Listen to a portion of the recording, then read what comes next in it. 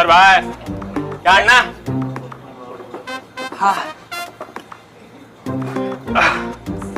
अण्णा तो थाली पाठव. दादा पाहिलं का अफगाणिस्तान मध्ये सगळ्या हिंदू आणि शीख लोकांना हाकलून टाकलं. अरे तो त्यांचा देशाचा प्रश्न आहे. आता आपला प्रश्न काय अण्णा? हे घ्या तुमच्या प्रश्नाचं उत्तर.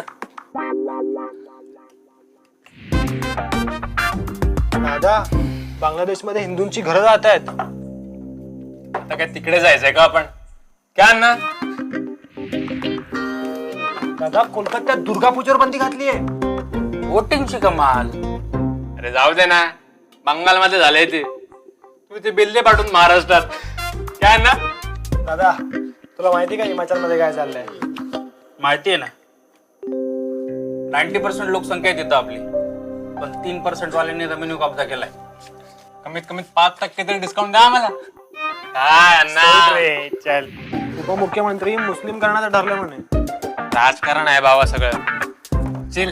क्या अण्णा? अरे राजकारण काय म्हणतो? रत्नागिरीत RSSच्या दसऱ्याच्या कार्यक्रमात अल्लाह अकबरचा जयघोष करण्याची हिंमत केली त्याने. ठीक आहे ना, रत्नागिरी कोकणात आहे. बघ, कर्नाटकात आपण चुकीची वोटिंग केली.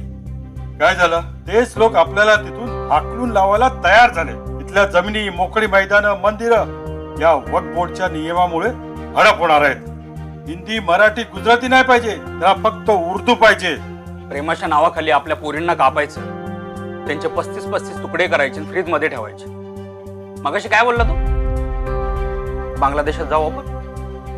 अरे तिकडे Maratha, OBC, SC, ST, Madrasi, Gujarati कोणीही असो, सर तन से जुदा करतात ती लोक.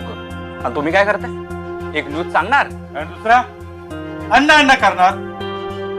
मग मी काय करू अण्णा? वाट बघ, जोपर्यंत तुझ्या कोराला कोणाचा हात लागत नाही. आता काय सगळ्यांचे गळे धरत फिरू का?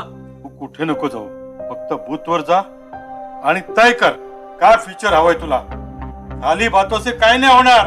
पण एक लक्षात ठेव, कटोगे तो कटोगे. आता हीच वेळ आहे तुझा, माझा, या पुऱ्या महाराष्ट्राचा फीचर डिसाइड करायचा. क्या अन्ना, हलाल का बोर्ड नहीं लगाया? अरे चचा, आमचं हॉटेल तर प्युअर व्हेज आहे ना. हाँ तो भी बोर्ड तो लगाना पड़ेगा ना. बोर्ड लाओ, नहीं तो वक्त बोर्ड है.